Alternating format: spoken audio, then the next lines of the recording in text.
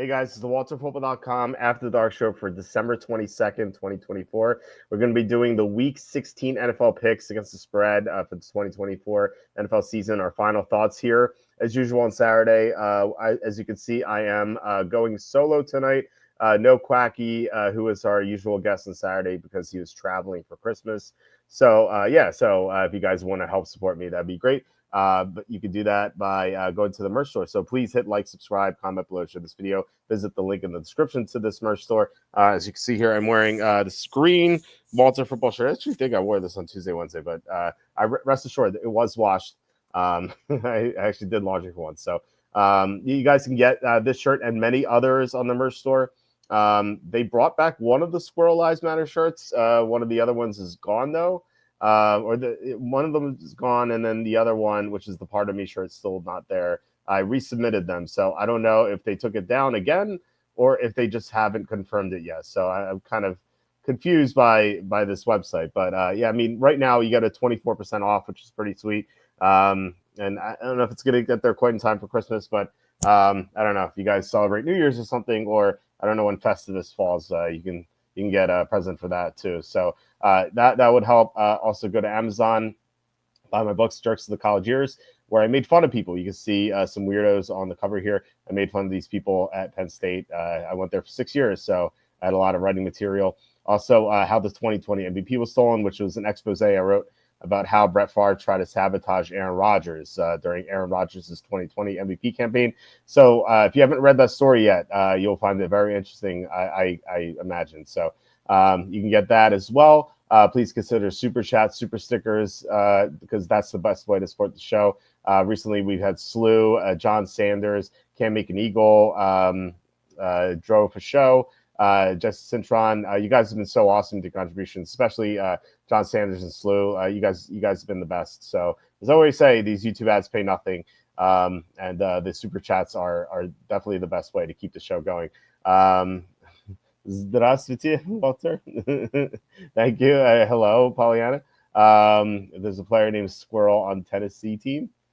Is there really? I guess I missed that one. I didn't see the whole game because when the game started, I had to take my kids home from my parents' house, which is if you guys saw my Twitter feed today or X feed, whatever.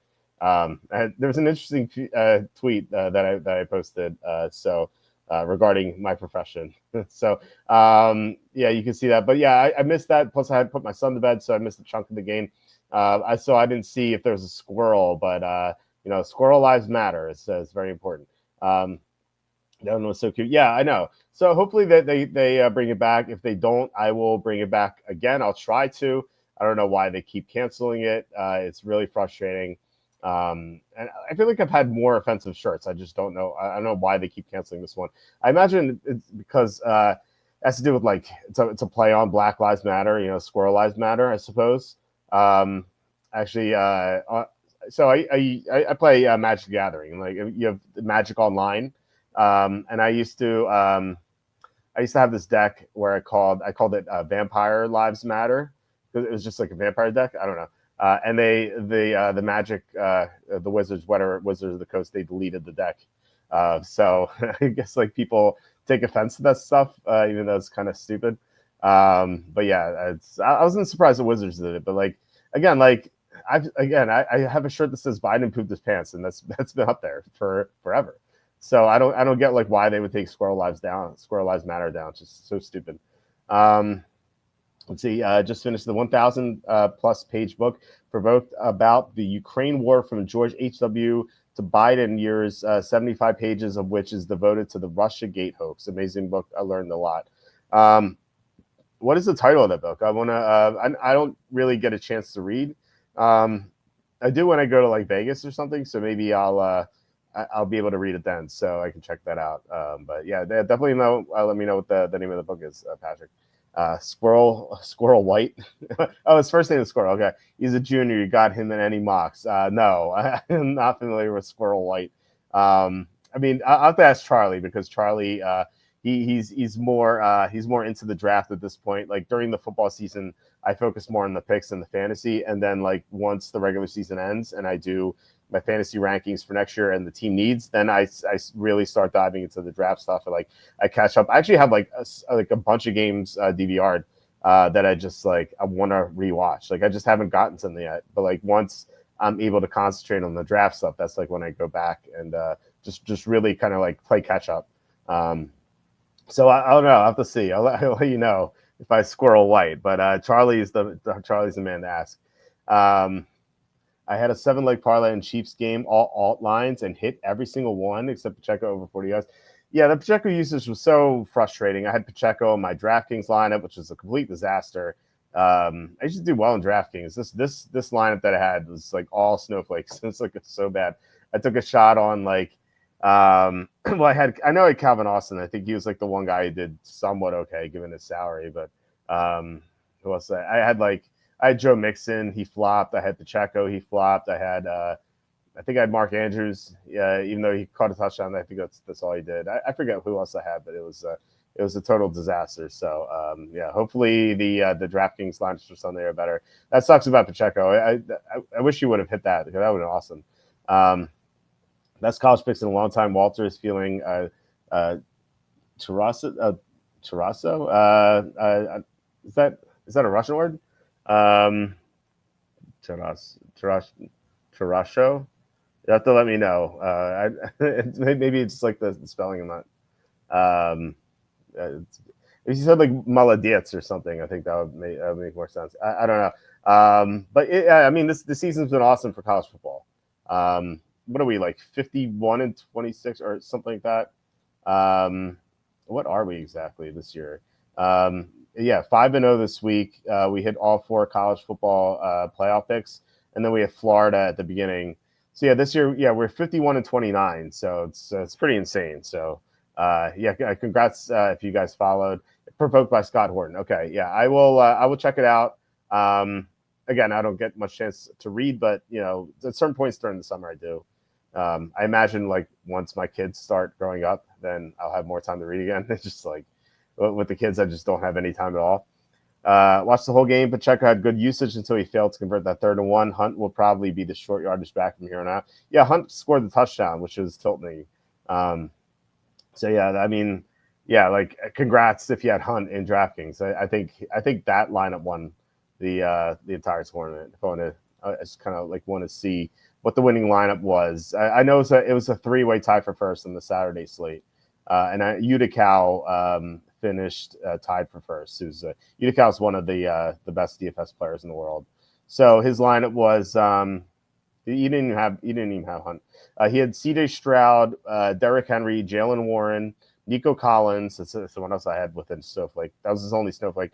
Tank Dell did not have him. Xavier Worthy didn't have him. Dalton Schultz, I considered him, didn't have him. I had Freiermuth instead, who just was a complete disaster. Zay Flowers and then Baltimore defense. So yeah, I mean, great lineup. Hats off to him. My Snowflakes today were Joe Mixon, 8.1 points, Pacheco, 3.5, Nico Collins, 13, Travis Kelce, 8. And then I did double tight end with Freiermuth, 4.6, and then Texans defense with the lone 1 sack to get their 1 point. I had the Ravens in earlier, and then I decided to pivot to Russell Wilson, which was a huge mistake as it turned out. Interesting that like the winner of this contest, and this is a 3-entry max. This is not like the large field one. The winner of this contest. Like I said, it was a 3-way tie for first. If they would have played Mahomes is only $400 more. I don't know if they could have gotten him in somehow, but he definitely outscored Stroud. So whoever, if they could have figured out how to put in Mahomes, they would have won that contest. I don't know how exactly they would have done that. Maybe that's where like Kareem Hunt comes in, or like Isaiah Likely. Yeah, I'm sure there's a way to have outscored that. So. Yeah, Scott destroyed Billy Crystal and Kathy Young on debates about the wars, and he's on Dave Smith's show all the time. Super good read. I love Dave Smith's show. I don't watch it enough as I should, but whenever I do tune into it, I always like it. I usually watch Timcast. Dave Smith's a guest on there occasionally. I would say that the Timcast show on Thursday was pretty hilarious when they had that one guy. The one like the one friend of Harry Sisson, whatever his name is, like I call him Harry Sisson's lesbian friend, like even though he's a guy. Um, I forget his name, but like he like knew nothing, and like every time like Tim or Luke Gronkowski said something, he'd be like, "What? What are you talking about?" Like it's like this guy was like so clueless on everything. Like it was just ridiculous. Typical dumb leftist. Just getting outclassed just by because like all they do is listen to like media talking points. They don't really know anything. All right, let's get into the picks. If you guys have any questions about anything, I'll answer anything. Just let me know. But we will get into these picks. We have 13 games to cover because we've had 3 already.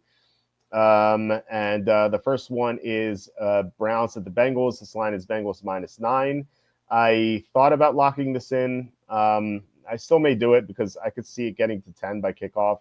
10's not like a major key number, but it's still enough where, taking the -9 is fine. I was hoping it'd go down to 8 because this line moved. Let's line move a couple times. Like it moved once because Dorian Thompson-Robinson was announced as the starter, and then it moved again because Myles Garrett was downgraded, but Myles Garrett's going to play. So I was hoping that like the second move would be negated and it would go down to 8, but I really don't see that happening. Like, what sharp better? And granted, the sharps have been bad this year, but like, what sharp better is taking Cleveland with Dorian Thompson-Robinson? I just don't see it. So, yeah, I'm going to be on Cincinnati.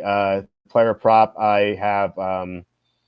Let's see. I have Chase Brown over 74.5 rushing yards. I think the last time Cleveland played a like a big time running offense, the Saints had 200 yards on the ground. Like a lot of it was Taysom Hill, but Kamara had a big game too. So I think Chase Brown's going to have a pretty big game here. So yeah, I love Cincinnati. Cincinnati's going to be my pick of the month. By the way, we should probably announce that. I don't see the Browns just showing up here. I think this is going to be like the Giants a result when they benched Daniel Jones in favor of Tommy DeVito, where it's like obvious that they were tanking. And I just like if you're the Browns, like how do you get up for this game?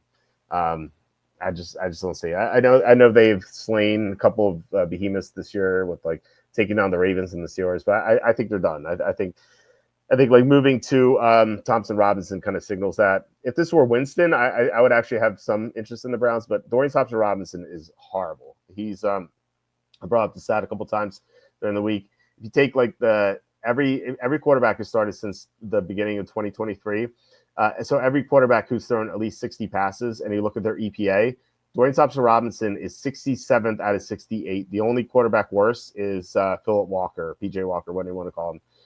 XFL legend Philip Walker. Same team, the Browns. So the Browns have had some terrible quarterbacking. It's just ridiculous. I don't know. Maybe they'll get Kirk Cousins next offseason. Patrick says, I got so annoyed watching that show though. Seems like Tim brought him on just for I got you podcast. His stop squinting at me comment did kill me though. I did laugh at that. I'm actually I didn't get through it yet. I think I'm on like 45 minutes in so far. I mean it was I don't know because like the thing is leftists typically don't want to come on to like regular shows like that because they really don't have an argument. But so you have to give him credit for coming on, but like, I mean, really, like, what could they talk to him about? Because like he was bringing up nonsense points, and like all you have to do is like call him out on it. It's like I don't think like Tim like went for it first, but like when that guy, I can't remember his name, when that guy first started saying like nonsense, it's like how do you not call him out on that? It just like I feel like you have to. I'm looking up his name. I think what is his name? So, what's his name? It's just killing me. Luke Beasley. There it is. So yeah, I mean, I thought it was entertaining to listen to. Amazing college football picks again this week. Thank you, Chris. Believe you're 13-2 last 3 weeks now, as Matt Millen might say. You're super hot right now. Yeah, 100% USD man here. I actually did not get an invite to his hotel room. All right, let's get to the next game, which is Lions at Bears. And by the way, Chris, the character you were missing before was Dark Cecil. So that was the guy. That was what you faced after Milan. This is what Milan was guarding. Anyway, we have Lions and Bears. Lions are -6.5. Still love Detroit. It's a great spot for them coming off an embarrassing loss. I love good teams coming off embarrassing losses. This line is way too short. Chicago has no head coach. They have no offensive coordinator. They just have an interim guy who's just in way over his head. I think this will be a massacre. So yeah, Detroit for sure. Player props. I bet Jahmyr Gibbs over 89.5 rushing yards. Jahmyr Gibbs in the 3 games that David Montgomery has missed in his career, Gibbs has averaged 100 rushing yards in those games. And one of them was he had 50 or 60 yards against Baltimore in a blowout loss. So he didn't get a chance to run very much against an elite run defense. So if you take that result out, I think he averages 120 rushing yards. So seems like he should be able to get there against a Bears defense that's really bad against the run. Let's see. I did read that. I was thinking only villains. Technically, DC still counts. Yeah. That's a fight where if you attack him, you get hurt. If you don't react to him, you beat him. But you can actually beat him if you do attack him. I didn't get that when I was a kid. He did not miss Fusoya. I was waiting for that one. But I decided to go with the enemies. My favorite news story is the CNN fake story about the Syrian prisoner they said was imprisoned by Assad. Yeah, he ended up being he was a terrorist. Yeah, CNN guilty of treason here. Are they gonna face any sort of penalty? We'll see. That was ridiculous. So it's crazy times we're living in right now. Cardinals at the Panthers. Its line went up to 5. No, 5's not a big deal. 5 usually doesn't hit that often. In before it hits 5. So I still like the Cardinals a lot here. It's not one of my top 3 picks, but it's in the next tier. The Cardinals have faced so many tough opponents this year. I mentioned that I've broken up teams into Group A through F, and they have not before last week. They had not played any team in Group D or F the entire year. So nothing but great teams, good teams, and average teams on their slate. No bad opponents. This is their second bad opponent in a row. So they just clobbered the Patriots. I think they're going to do the same thing to the Panthers. Now, last week's picks was better because the Cardinals are coming off 3 losses in a row, so it was desperation. But they still need to win to keep pace with the teams ahead of them. So it's not a great spot, but it's a good spot. It's good enough. And whenever the Panthers play a team that is prepared for them, they have not done well. You had three weeks in a row where they played the Buccaneers and then the Chiefs and then the Eagles, and they covered all 3 games. But those 3 teams were just really not focused for them. We saw Dallas was, and I think Arizona will be as well. Speaking of Arizona, I love James Conner. His rushing prop is 82.5. He should be able to get there. He got there last week. We bet him last week. We're going to bet him again. James Conner's end of season schedule is just awesome. That's why I've been talking about his schedule for months now. Whenever we do the fantasy show with Kenny, I said try to trade for James Conner because this fantasy playoff schedule is just so great. I'm actually I'm playing against in one of my fantasy leagues. I'm the number 2 seed. I'm going against Charlie Campbell, who's the number 3 seed, and he has James Conner. So kind of dreading that. So we'll see. Charlie did have Marquise Brown today. I had Bo Nix, so I'm currently ahead by 2 points or 4 points or something. So it'll be close. So it's projected to be a 6 point. I'm projected to score 6 more points than him, but you never know. James Conner is very good over rush yards prep under rush attempt set.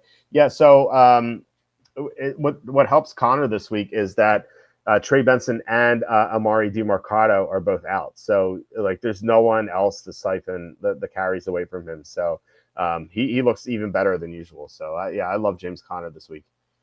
All right, next game is Eagles at the Redskins. I like the Eagles a bit, probably 2 or 3 units here. Now, anytime a team plays another team a second time in the season after a blowout, the first time, like you kind of have to worry about their motivation because they just may not be focused. Like we already like clobbered this team. Like why do we have to even show up? Like we'll beat them again. That's usually the mentality here. But this is for the division. Like typically when you have a good teams, or like when they're told that they can accomplish something great, like they usually do it. And like you always see team. Like how many times do you remember guys like whenever a team come in the division and they do, and like they're interviewed after the game, they're like, well, first step was winning the division. We won the division, and then now we have to move on to the second step. That's like what they say every time. And so the Eagles will be focused here. It's a great matchup because the Redskins can't stop the run. The Eagles have Saquon Barkley and Jalen Hurts. And yeah, I mean, this was lopsided the first time. I know it was 26-18, but it was really like 26-10 with a couple minutes left. The Redskins scored a late touchdown. I think this line's too short. The Redskins have not beaten a single team in Group A or Group B this year. They are 0-3 against those teams and 0-2-1 against the spread. So I like the Eagles here, even though it's the hook, it's the dreaded hook. Like you usually don't want to lay at 3.5 because it's the worst line in football because most games land on 3. But I think this one's pretty lopsided. So I like the Eagles, and I forgot to put a Saquon Barkley prop here. I will do that. I like Saquon Barkley's over rushing yards. I wanted to see him practice fully on Friday because he got a little banged up against the Steelers last week. That caused him to miss some time, but he was full on Thursday and Friday, so I'm not concerned. So I'm going to bet the Saquon Barkley over rushing prop. Let's see. Didn't know that. Yeah. PPR start Strange or Njoku if he plays. To answer your first question, I like Strange here. It's kind of weird because I've been loving Njoku all year, but Dorian Thompson-Robinson is so bad. I don't think you can trust Njoku. Plus, he's banged up. Like, he may not be 100%, so you have to worry about that. And Mac Jones loves throwing to tight ends. So, and really, like, he has no one else to throw to besides Brian Thomas Jr. So, Strange looks pretty good. Also, Rams or Falcons this week. I think the Falcons. I'm worried about the Rams' motivation in this game. I'll get to that game in a bit, but the Rams, they can lose this game and next week and still make the playoffs if they win in Week 18. Like, granted, some things could go off to change that, but that Week 18 game is just for all the marbles. And then conversely, like they can win these next 2 games and then lose Week 18 and just not make the playoffs. So plus they're coming off 2 big wins against the Bills and the Niners. Like I just worry about their motivation here.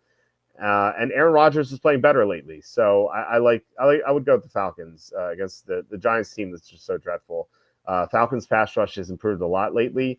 Giants can't pass protect, so it just seems like a good matchup for Atlanta. And Atlanta's going to play harder with a rookie quarterback at center. Like first of all, the team's going to be fired up because they're not going to have a quarterback who throws 9 interceptions in 5 games compared to 1 touchdown. And second, I think anytime you have a quarterback change, the team is going to react positively because they're going to say, "Oh, like don't point the finger at me. It was the quarterback's fault, not mine." And so like it's kind of like added motivation. Plus, like I said, the pass rush has improved. I don't know why it has improved so much, but ever since the bye, they've been getting after the quarterback a lot better than they were beforehand. So yeah, Atlanta for sure. I like the Falcons quite a bit. So good luck, Jay Garcia. I hope you win your fantasy matchup. Let's get to the next game.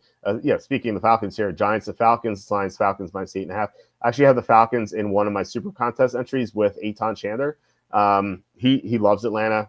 I like him a little bit, not enough to bet them. I just like a lot, like many more games on the slate this week. But yeah, if I had to take a side, it would be Atlanta. I changed my pick to Atlanta. I initially was on the Giants when it was Kirk Cousins, and then it was announced Michael Penix, and then I was kind of like, okay, I don't know. I'm not sure yet, but like the more I think about it, the more it makes sense to take the Falcons for the reasons I just said, like the added motivation. Plus, they don't have like a dreadful quarterback who's injured. If Penix is like somewhat better than 1 touchdown and 9 interceptions in 5 games, then I would classify Falcons as a Group C team. Now, with Cousins after the injury, I think they were a Group D. So like Group F at Group D, like 8.5, or even like it was 10 to start. Like 10 is just way too high for Cousins, who's just really banged up right now. But 8.5 with a quarterback who's going to be better, who has great weapons, and an offensive line that should be able to protect, especially if Brian Burns is out, like he's questionable. And the defense that's improved lately with the pass rush, like seems like 8.5 should be doable. It's not great. I wish this were like 6.5, not 8.5, but I still would side with Atlanta here. I like, if anyone who wants to argue this line's too high for rookie quarterback making his first start, I get it. But the Giants are so dreadful. Like, they really don't have anything going on. So I will be on the 8.5.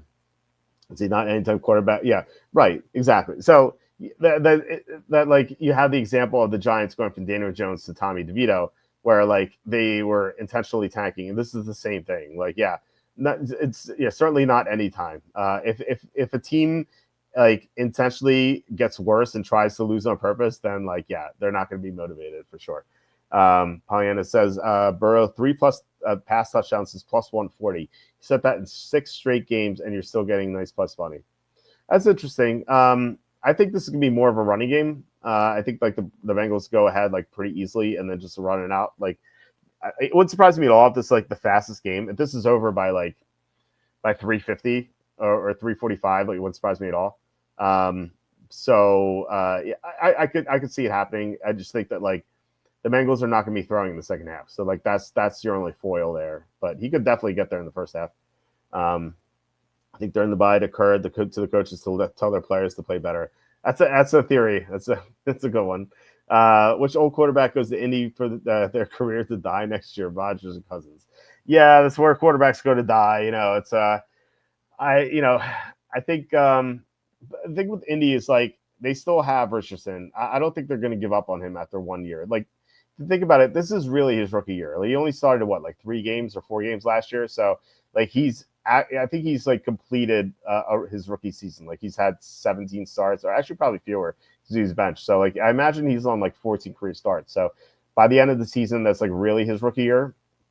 So I'm not like defending him here. Like, I'm just saying that like, if you're the Colts, like, you don't give up on him yet, especially with this bad draft class.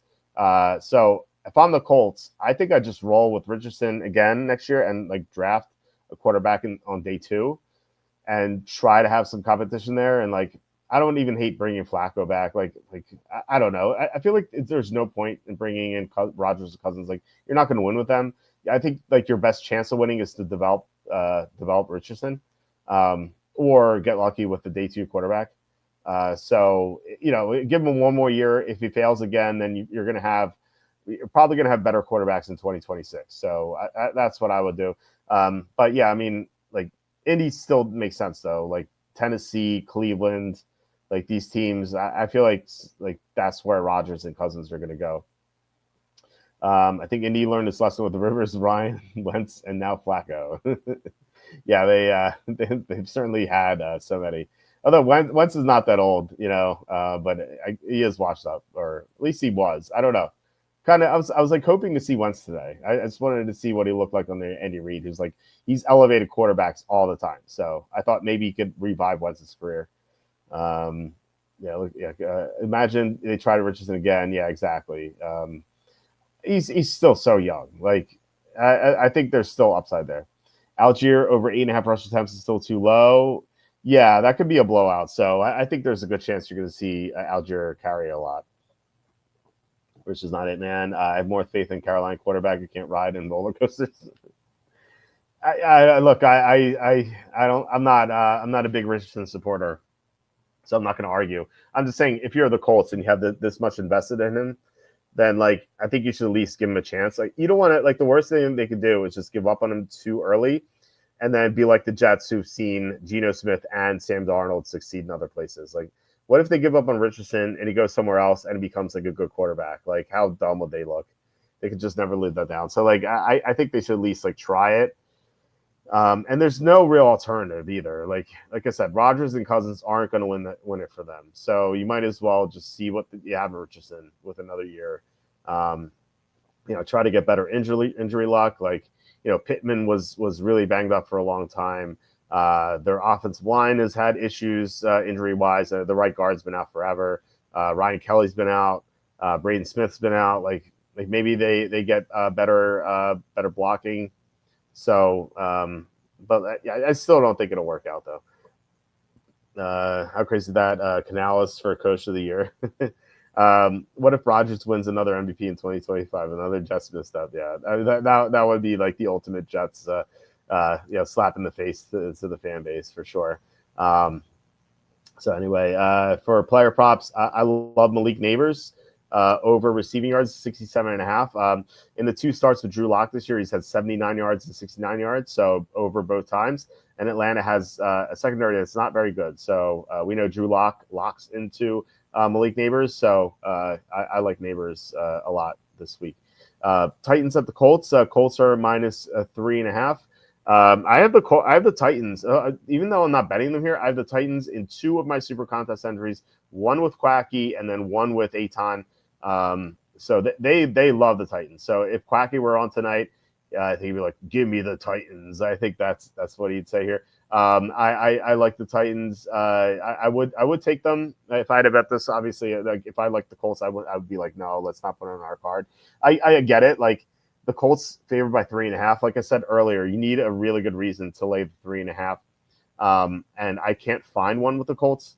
They're like an average team, but they just like feel like they lack the upside to really blow teams out.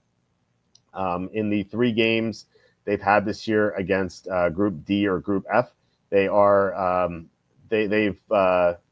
think they've won by 1, they won by 3, and they won by 6. So they're 3-0, but that they've only won by that slim margins, and that 6-point victory was against Miami. And I don't know if you guys remember that game. That's when Tyler Huntley started for Miami, and Miami was ahead for most of the game, and then Raheem Mostert fumbled. Actually, the Dolphins fumbled a lot in that game. That was one of those games where Alec Ingold had as many touches as Tyreek Hill and Jalen Waddle combined. So, like, if Miami just like didn't make mistakes and was coached properly, they would have won that game. So, so Tennessee is a Group D team. I don't have them as Group F because they can run the ball. They can play good defense, not great defense, but good defense. So they do enough well to not be a Group F team. And they're making a change of quarterback. I trust Mason Rudolph more than Will Levis, and I feel like, and Aton brought this up. He said, like, if I'm the Titans, I'm just glad that Levis isn't starting anymore, and like he's like if I'm a player there, I know he's not going to throw a pick six, so that's just like the relief they need. So not that Rudolph's any good, but Rudolph can make mistakes, but he's not going to be like hand the ball off to a Cincinnati player like Levis did last week. Levis is just a disaster. So, I like Tennessee enough here to have him on a couple of my super contest cards, so it's fine. I do like Anthony Richardson over 44.5 rushing yards. So Tennessee's allowed a lot of rushing yards to opposing quarterbacks. So even though I like the Titans to cover, I think Richardson's going to run a lot in this game. Let's see. Joe Burrow pass attempts is set at 36.5. That seems high. they're gonna run a lot. That seems pretty high. Dylan says playoffs, baby, full PPR, different leagues. Okay, lost AK and Gorendo as AK Alvin Kamara. Start one running back, one flex. Amir Abdullah, Alexander Madison, Tajay Spears, Rome Odunze, and Brenton Strange. So, man, I can't trust any Raider running back. You just don't know what they're going to do. If Pollard's out, definitely Spears. I don't think I need to tell you that. Obviously, if Pollard's in, then I think I'd go with Odunze and Strange. It's PPR, yeah. One tight end, Henry / Strange. I think I'd go Strange. Again, first of all, it's a great matchup. Second, the Jaguars don't have any other weapons. And third, Mac Jones loves his tight ends. One running back, one tight end, K9 / Ford. So I think I'd go Ford there. I don't trust that K9 is fully healthy. Plus, Charbonnet has looked really good. So Ertz / Okonkwo. Ertz is banged up. I would check that. If Ertz plays, well, first of all, it's a bad matchup. I think I'd go Okonkwo. I'm not in love with either, though. Like, they could both be duds. Actually, you know what? I think I'd go Ertz instead. It's very close. Okonkwo just doesn't do anything in the offense. Ertz at least is involved, but is Ertz, what's Ertz's status? Is he like questionable? Let me see. So I thought he was banged up. Okay, he's questionable. It's concussion / shoulder. So yeah, I mean, obviously make sure Ertz is in there. If he's good enough to play, then I'm fine with it. But yeah, I mean, you may have to go Conco regardless. Over under half times Taylor fumbles through the end zone. That'd be funny if he did it again. If he dropped the ball again, maybe he'll counter that with like a LaDainian Tomlinson move. Like, I don't know if you guys remember LaDainian Tomlinson. Whenever he scored a touchdown, he just hand the ball to the official every time. Like, if you do that, you'll never fumble through the end zone. Well, you'll never at least drop the ball before you reach the goal line. I still can't believe that. If the Colts cover that game, and they would have been up 20-7, if the Colts covered that game, I would have went 5-0 with Tom. I would have went 5-0 with Aton in the Super Contest, and we'd be looking pretty good in the 9-week mini contest. But it was still not bad. We're still we're behind a little bit, but we still have a chance to catch up. But it's just such a disappointment that didn't hit. And plus, an extra $300. It was a $600 net because we would have won 300 and we wouldn't have lost the 300s or 330, whatever it was with the big. Yeah, I mean that was so brutal. So yeah, hopefully we get better luck this week because we had bad luck with that game. We had bad luck with the Redskins Saints where Redskins were up 17-0 and they just committed a million penalties to let the Saints back in the game. And then they dropped the touchdown. Daniels missed McLaurin for the touchdown and they missed the field goal. So just like Murphy's Law in the second half, just so brutal.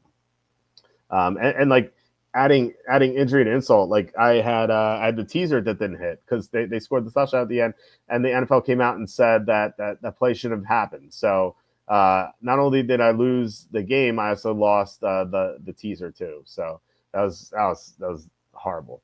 All right, 1 point per flex spot. Pick one: Myers, DK, or Jennings. Judy was the obvious choice until Jameis got benched. Yeah, I agree.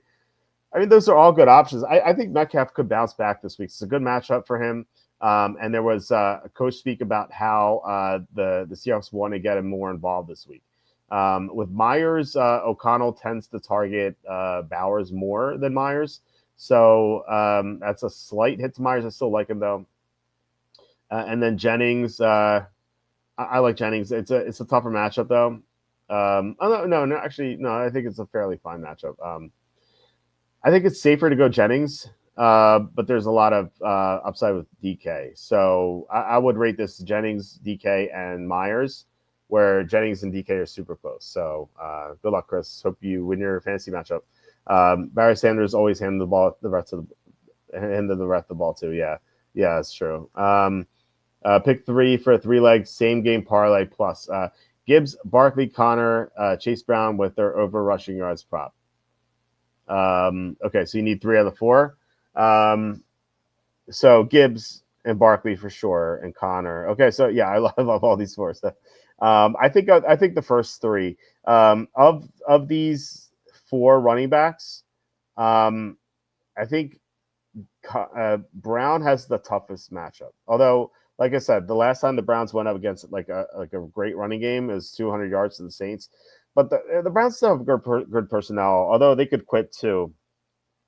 So I feel like all 3 could why not 4-legger? Just take all 4. But no, I think I'd go the top 3. Yeah, it's close. It's very close, Lou. But yeah, I would favor the top 3. John Sanders, PPR, London or McLaurin.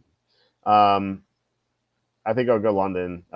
So generally, rookie quarterbacks tend to lock in onto the number 1 receiver, just because they aren't gonna make as many reads as a seasoned veteran. So yeah, I would go London, and McLaurin has a tough matchup this week. Bagley says standard PPFD. Need to start one of them. Jennings, Myers, Pittman, Thielen. So it's Jennings, Myers we just discussed. I would go Jennings over Myers. And Pittman with Richardson just sucks. Thielen, I like Thielen this week as well. But I think I like Jennings more. I think I would go in order. I would go Jennings, Thielen, Myers, Pittman. But it's very close to Jennings and Thielen, and then close to Thielen and Myers too. So yeah, good luck, Bagley. Hope you win your fantasy matchup. Hope everyone wins their fantasy matchups. Who's listening to this? So anyway, the last of the early games, we have Rams at the Jets. I already talked about the Rams, how I worry about their like fortitude here, and just like come off those wins. They don't really need to win this game. And you have the Jets who are playing hard. Now they're coming off a win, and generally you want to fade bad teams coming from a win.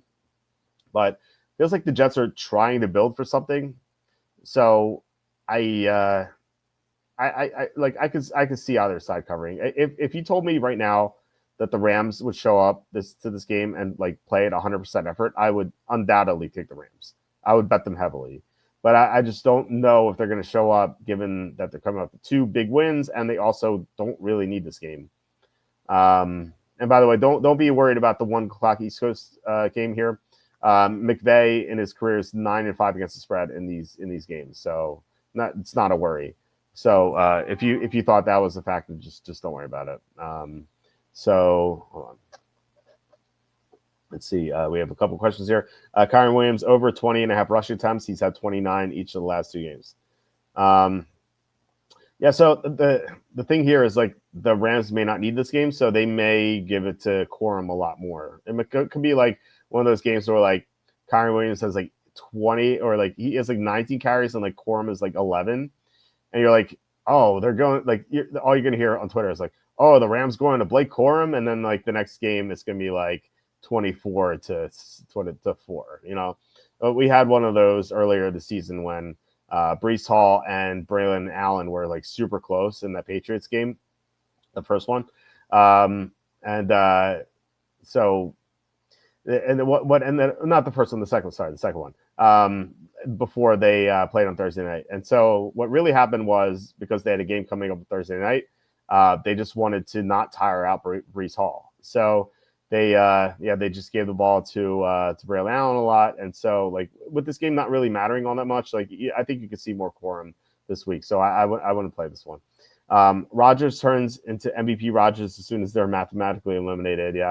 Yeah, I mean, you can say that, but I mean, then again, he was a 40-year-old coming off a torn Achilles, so maybe it took him some time to recover. It is funny though. I do like if he plays again next year, I think he will have a better year next year than this year. I mean, so it's a pretty low bar, but still, the fact that he's 2 years coming off the torn Achilles, I think is pretty key, and also I also expect the same thing from Kirk Cousins. I tweeted that out today when I quote tweeted Schefter. I think that Kirk Cousins, he's just having such a brutal year. But when he's 2 years removed from the torn Achilles, then I think that he's going to do a lot better. Is it possible Jets improvement is just Rodgers finally rounding back in the form? Yeah, exactly. I think that could be the case. But they also have a terrible defense right now because they have no defense coordinator. That's another thing. So it wouldn't like if they try to run this back, like I wouldn't hate it. Like, yeah, it failed miserably this year, but next year you would have a Rodgers fully recovered. You would have Davante Adams with a full season with Rodgers. You would have hopefully a real head coach, and you'd have a defense coordinator who who's not like spread out too thin. So yeah, I think if the Jets ran this back, I think it could work out pretty well. They had so many close losses this year too. Where like the defense just let them down. Rodgers had some bad games. Like it felt like it was everyone's turn to like lose, like the kicker against the Bills game and also the Broncos game. It's just going to be better for them next year. I think it might have to do with the Jaguars defense. Yeah, but he played great against the Dolphins too. Now you could argue maybe Miami doesn't have the best defense either, but he's had easier matchups earlier in the year and he wasn't as good. So he's definitely gotten better. It was saying bad, pathetic Jags defense. Rodgers and Stafford 2+ touchdowns with Adams and Puka anytime touchdown.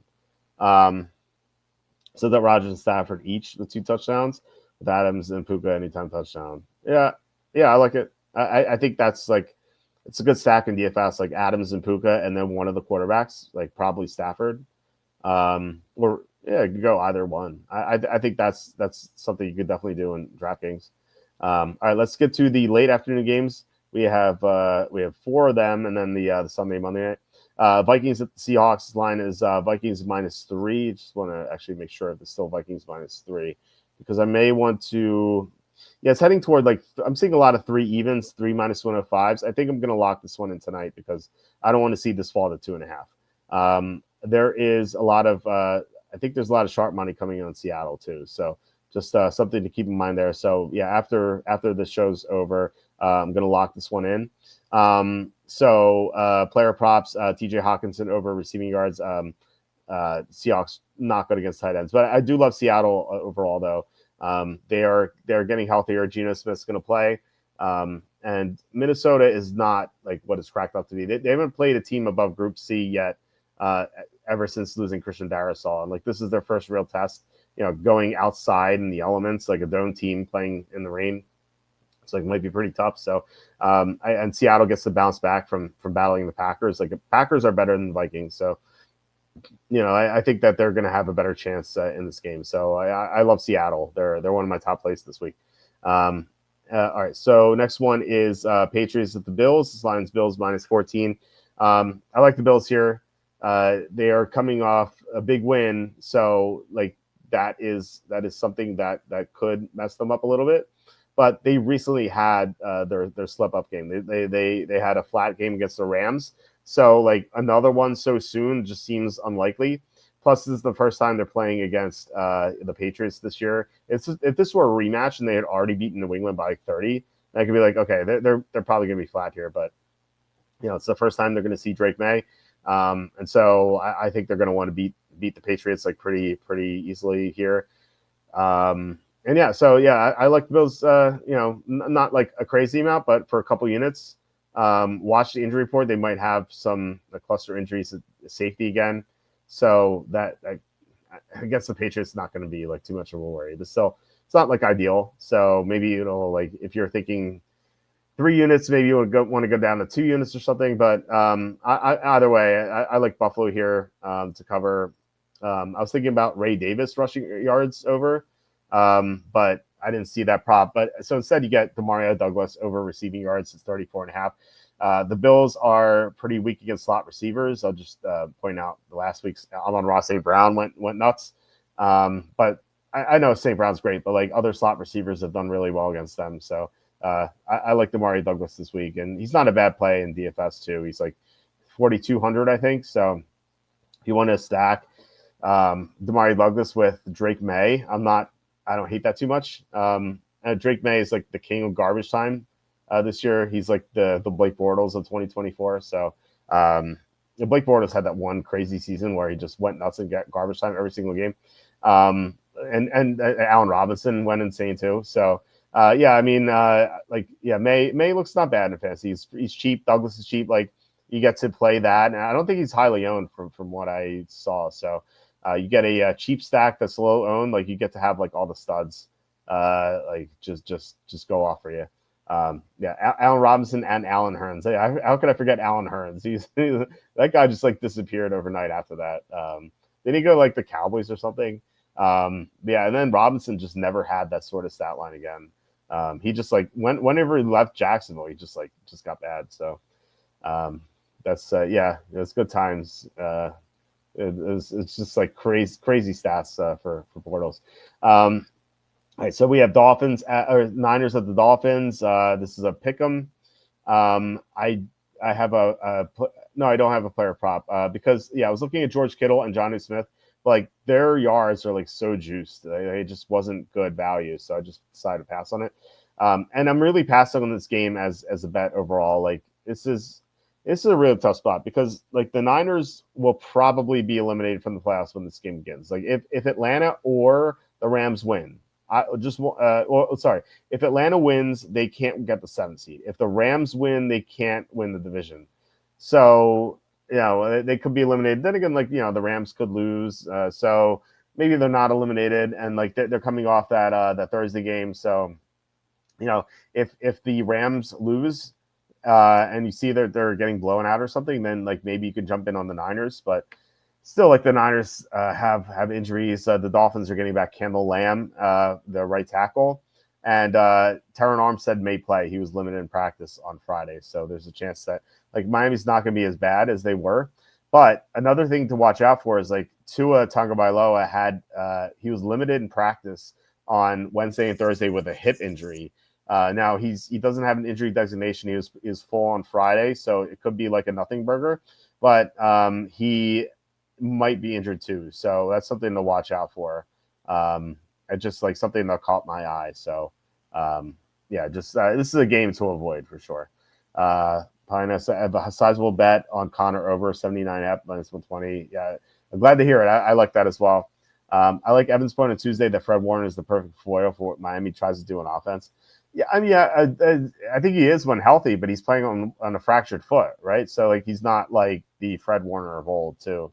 So I think he's right in general, but Fred Warner is not Fred Warner this year because of that injury. All right, let's get to the next game, which is oh man, Jaguars and Raiders. This is a great one. Raiders are minus 1.5 because Aiden O'Connell is back. So I don't like the only thing I have here is Brenton Strange over what is it 37.5 receiving yards. I talked about him already. Like for a great matchup. Raiders awful against tight ends. The Jaguars have no one to throw to besides him and Brian Thompson Jr. Brian Thomas Jr. and also Mac Jones loves his tight ends. Brenton Strange had 11 targets last week, so I don't think that was a fluke. And he's an athletic player, young guy. He's coming on. Like the Jaguars could get rid of Evan Ingram just because they have like this cheaper, younger option. So that's like really the only thing I have here. I have no interest in betting this game. I have no interest in teasing the Jaguars up to 7.5. Just really do not, because they both teams just suck. So yeah, maybe Jaguars plus 7.5 may look appealing, but like what if like the Raiders going against this horrible Jaguars defense go up like 14-0? Like that could happen, and then you're going to need Mac Jones to come back, and Mac Jones sucks. So this is a game I want to avoid at all costs. And it's funny because like when I talked about the picks with Tom with Quacky on Friday, and then with Aton today, and like we just glossed over this one, and like I brought up the game like anything with Jaguars Raiders, and they're like no, it's like okay next game. We just like didn't discuss this one at all. So I really don't see anything here outside of Brenton Strange. Tampa Bay at Dallas. Tampa's -4. I like Tampa. So Todd Bowles against bad quarterbacks is 7-2 straight up and against the spread since the start of last year. Todd Bowles' his schemes just really confused these bad quarterbacks. And Cooper Rush is, he's not good. He's not like terrible or anything, but he's just not a good quarterback. So I think that Tampa should be able to do well defensively. And then offensively, Mike Evans is just going nuts. And Dallas has had issues against number one receivers. Jamar Chase just had a monster game. And at number one receivers on the outside, by the way. Mike Evans Jamar Chase just had this monster game on Monday night. We saw Jalen Coker have like this long touchdown last week. So I think Mike Evans could have a great game. I bet Mike Evans over 78.5 receiving yards. So yeah, I like Tampa here. This is and I feel like I might have misread Tampa all year because of was 2 losses to Atlanta. But the first game, remember, Bucky Irving fumbled. Tampa was up for most of the game, if I remember correctly. Like Bucky Irving fumbled, and then Atlanta won in overtime with Cousins throwing for 500 yards.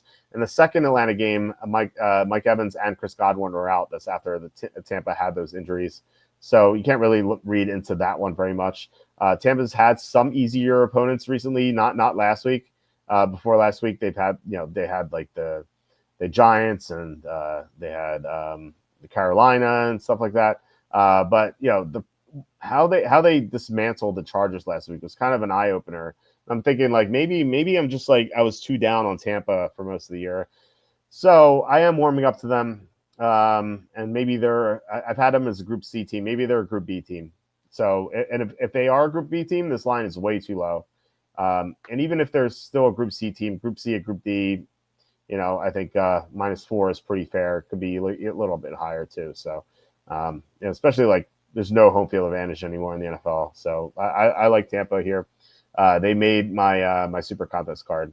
Let's see. I expect Mark Davis to force the Raiders to tank for Shedeur, or else the players all have to get his haircut. That's like, would you rather be cut or get that haircut? I think I'd rather be cut. I'll take the release. It's just. No one ever wants that haircut. Although Mark Davis does have this hot girlfriend, and maybe she loves him for that haircut. Maybe that's the secret to landing a smoking hot girl, is to have the Captain Kangaroo haircut. Or maybe it's the money. It's probably money. I tried to ladder. I tried to ladder that bet, but the crazy DraftKings at the Indian Casino in Washington offer over 100 yards at minus 130. I'm not kidding. On Connor, really? That's crazy. That's such a bad line. Sometimes the team just has another team's number, especially within the division. Yeah, that's true. Tampa Bay beat Washington, Detroit, and Philly in September alone. They are underrated. I'll say this about that. That Philly, don't read too much in that Philly loss, because the Eagles didn't have AJ Brown, Devontae Smith, or Lane Johnson. So I didn't like. I have the Eagles as a Group A team, obviously, but I have them noted as a Group C team for that week, and like that might be high, because that's before their defense started playing like really well, and that is also without like three of their best players. So that just like try to wipe that Philly win from your memory. The Detroit win was okay. They got to outgain that game. Detroit was unfocused, but their win over Washington was pretty good. And I think that was a case of like Todd Bowles against a young quarterback. And really, it was week one. Whenever you have a rookie coach and a rookie quarterback, and Dan Quinn's not technically a rookie, but a rookie for that team. Generally, those teams don't do well.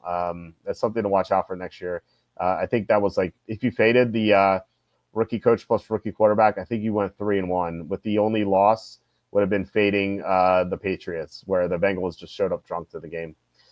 So yeah, it's like a good strategy I like, is to fade the rookie coach and rookie quarterbacks. Tampa wins by 5 to 10 points on cash, huge for me. I made a hedge, which is why I need less than 10-point win. Okay, well, I'll be happy with that, because I have the -4, so hopefully we both win. If the Bills don't make it, I want a Baker Darnold Super Bowl. that'd be great. Caleb Williams over 212 and a half passing yards. He's got over 250 against the Lions a few weeks ago, and now a lot of the Lions defenders aren't played in that game.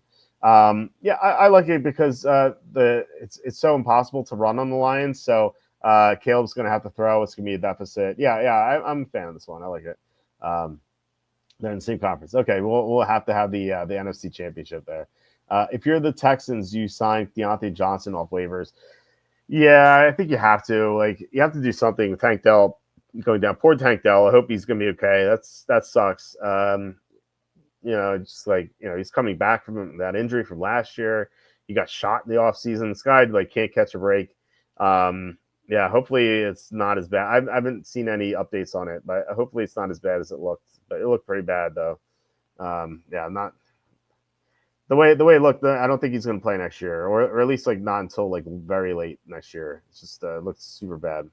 All right, the Monday night game, Saints at the Packers. So this line is Packers -14. If you think the Packers are going to win this easily, I urge you to remember Tommy DeVito last year. Tommy DeVito beat the Packers on Monday Night Football. Now this is a better Packer team, and they're at home. And they're playing a Saints team that has to go into the cold, dome team from the South that has to go into the cold. So it's a rough spot for the Saints. However, the Packers are coming off a national TV win, and granted, this is national TV as well, but really, it's not as serious as that other game. So I don't expect them to be at their best, but even if they're at 80%, it still could be enough. So the Saints had a chance for Chris Olave to come back. He's not. Alvin Kamara's out. Derek Carr's out. Marcus Valdes-Scantling's even probably going to be out. So, what do the Saints have left? Their top playmakers are Kendre Miller, Juwan Johnson, and Dante Pettis. Kevin Austin, are they going to win? Are they going to score any points here? This could easily be 34-0, or the Packers goof around and have fumbles and stuff that teams do whenever they're coming off big wins. And aren't focused. They could be a no-show and win 24-16, and then they win. They feel good about themselves that they win, and you don't get the cover. So it's a game I'm going to stay away from. Of course, I'm going to have my player props and same game parlay on Monday afternoon for that. I imagine I will be on Christian Watson something I noticed, something I've heard, I should say, is that the Saints are like anemically bad against left wide receivers, and so I went back and watched the Packers Seahawks game again, just the Packers offensive plays to see who plays on the left side, and it's Christian Watson whenever they play in 3 receiver sets. Whenever there's 2 receiver sets, it's only like Romeo Dubs and I think Jane Daniels, or just sorry, Jane Reed, not Jane Daniels, Jane Reed. It is Romeo Dubs on the left side, but like when they bring in Watson and everyone else, Watson's on the left side. So I think I'll be betting Watson over receiving yards, and like Dubs might be in the parlay too. So I might do that. I don't know what I'm going to bring back at the Saints though. Just they like again, they have nothing. Maybe Jawan Johnson or Foster Moreau. Like it's pretty rough. Let's see here. We have some questions. Dale says New England covers guaranteed. This game is always tight and low scoring. Well, I don't know. Like what's always like the last year, obviously, like it was pretty close, but let me see here. So Bills Patriots. So last year was 29-25, 27-21. However, the year before, Bills won 24-10 and 35-23. So with the spread open, push and win. The year before, it was Bills 14. Patriots 14, Bills 10. I believe that was the weird win game. So then we had Bills 33, Patriots 21, and then Bills 47, Patriots 17. So the Bills at least have one cover of a 14-point spread there. I think this Bills team is better than any other versions of the Bills that I just mentioned. So I think that'll buck the trend here. And remember, there's no Bill Belichick anymore. This is Gerard Mayo. So big difference there. Chris says not just Dell, Houston's receivers may be cursed. Look at Mechie has been through. Yeah. If Stephon Diggs goes there, he's injured. Collins was out for most of the year. Yeah, he might be onto something. I feel bad for Tank Dell. Some guys just can't avoid the injury bug. Darn shame. Yeah, like I said, hopefully it's not as bad as it looked, and he can come back relatively soon, and just be good. But like, yeah, I don't see it. So yeah, I mean, if he recovers from this and has a healthy career, maybe that can happen too.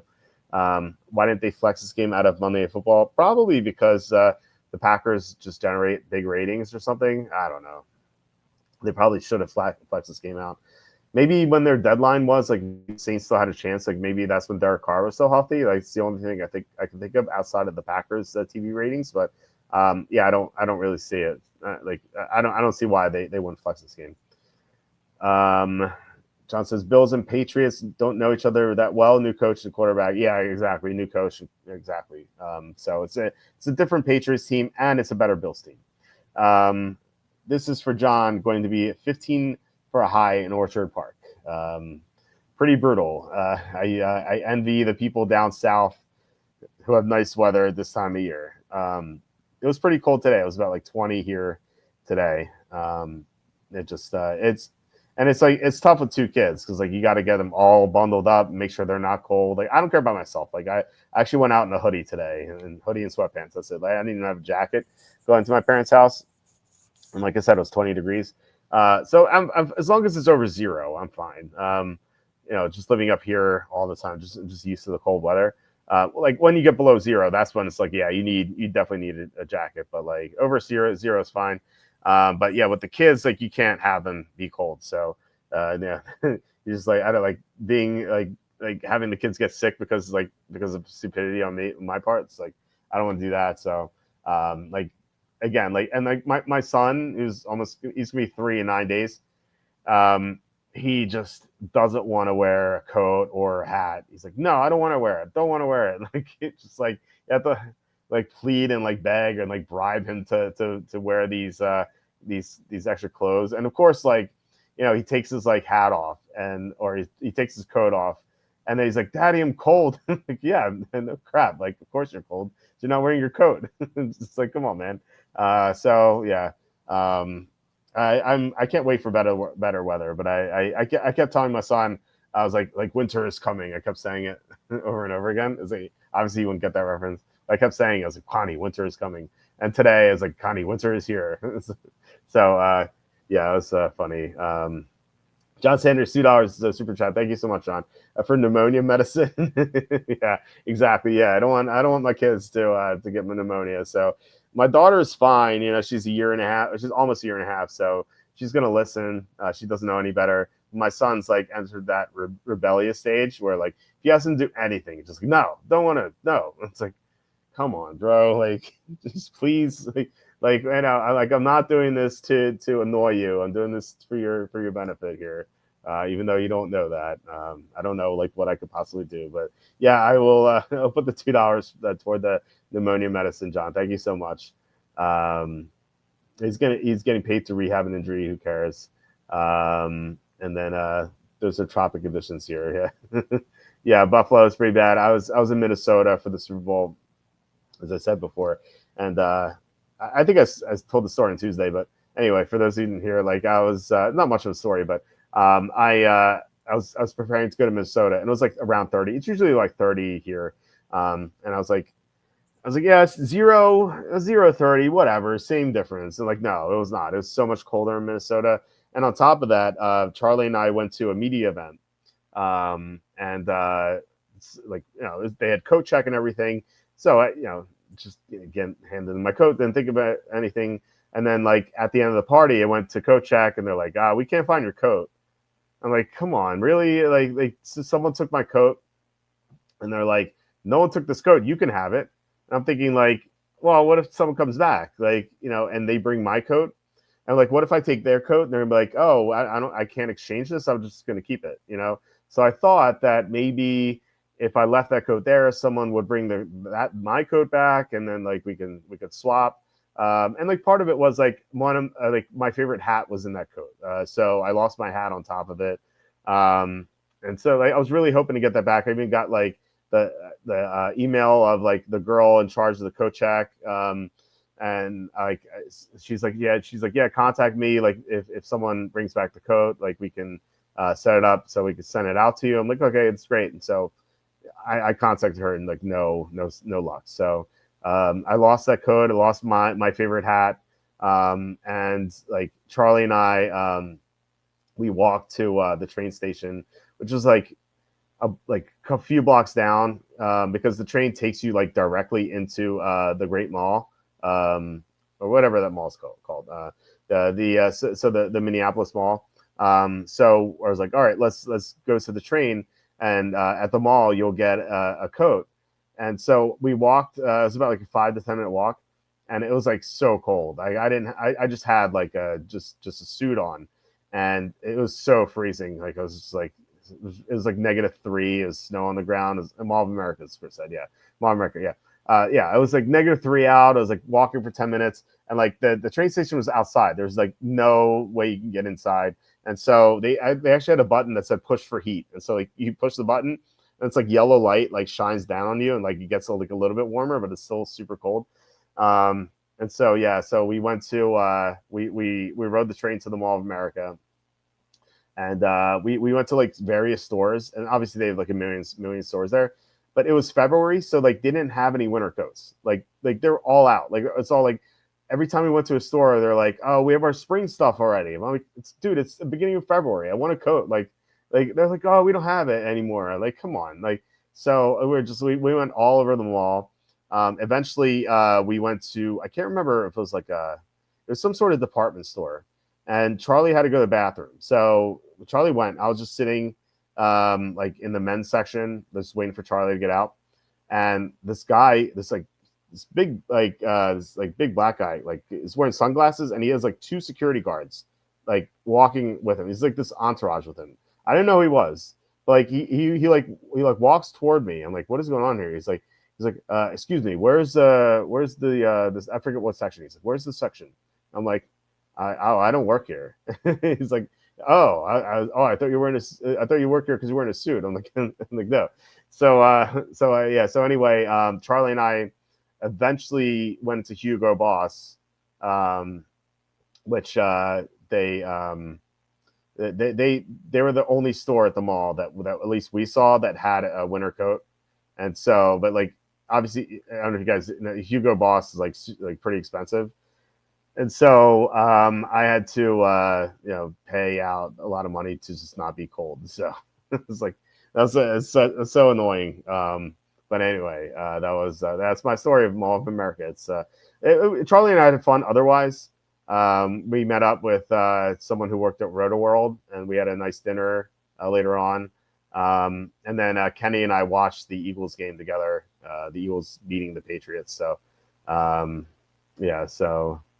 They did the Nazis uniform. Hugo Boss, really? Man, maybe I should give it back then. I do like the coat. Actually, it's I've gotten a little too fat for it, unfortunately, because I used to go to the gym all the time, and now I barely go to the gym. I actually went to the gym the first time on Friday for the first time in 2 weeks. So yeah, okay. Well, that's I wish I would have known that, but I don't know. I didn't have a choice. So is either wear Nazi garb or freeze to death. So, as cheap labor. Yeah, it's pretty brutal. But anyway, yeah, that was my story about the Minneapolis, the Great Mall of America in Minneapolis. And by the way, speaking of cold, Kenny and I were deciding on whether or not to go to the actual game or not. And first of all, there were two issues. First of all, we saw tickets for I think they were like 2,600 a piece, and obviously that's a lot of money to go to one game. But I was talking to Kenny, I'm like there's no price on memories. Like you're gonna look back 20 years from now, tell your kids you went to the Super Bowl and saw the Eagles win. That's priceless, you know. And so I thought okay, I was like, all right, let's do it. And so we clicked the buy button, or Kenny, because on Kenny's phone, Kenny did it, and it showed up. It was you would think 2,600 times 5,200 plus tax or whatever, 50 high 5,000s, you know. It was 7,000 something. It was what happened? It was these surcharges, ridiculous. And Kenny's no, screw this. Kenny was just mad. I was pissed off. And even looking back, I think Kenny, maybe I'll ask Kenny this on Wednesday if he's on. It's Christmas. It's actually Christmas, so I don't know if he'll be on. But I'll ask him. I was do you think we should have gone to that game and paid the stupid surcharges? I think he would have said yes. But the other issue is that the security check was outside for some reason. For some reason, Minneapolis or the Vikings, whoever is in charge, or the NFL, I guess, didn't have the foresight to have security check inside. Because people had to stand outside in -3-degree weather for a half hour. And I'm dude, it's so cold. I was I don't want to go outside. Let's just eat nachos here at this bar and just watch the game here. And Kenny's all right, let's do it. So we watched the game in a bar. I actually wrote a Jerks of the Week on it because there's a drunk group next to us, and this one guy was just being so ridiculous. So so that was at least nice that we got to write about them. And we had a good time too. So I'll have to bring this up to Kenny on Wednesday about it. So all right, guys, I think that's about it. I don't have much else to say. So good luck with all your bets and your fantasy leagues in semifinals this week, and your DFS plays. So yeah, please hit like, subscribe, comment below, share this video. Visit the link in the description for the merch store. I should have done better asking people if they can come on next week because of the holidays. I know Andy will be on Thursday. Kenny said he might be on, but his wife might be mad, so we'll see. And Evan, I don't know if he's going to be on Christmas Eve, but I can say this: we will definitely have shows if we have a guest, regardless of whether or not we have a guest. I can go solo. And my wife's not gonna be mad because my wife's asleep right now. She goes to bed super early, so my kids. So yeah, there's nothing stopping me from doing the show. So I will be on next week, regardless, Tuesday, Wednesday, Thursday, Saturday. But not sure if we're gonna have guests or not. Well, thanks, brother. Thanks, Ken. Good luck with your picks. Well, thank you so much, Ken McNeagle. Yeah, good luck, everyone. Hope you have a great night, a great rest of the weekend, and great football Sunday and everything. And I'll talk to you guys on Tuesday. And thank you once again to John for the $2 super chat. Thank you so much, John. All right, guys, have a good night, and I'll talk to you on Tuesday.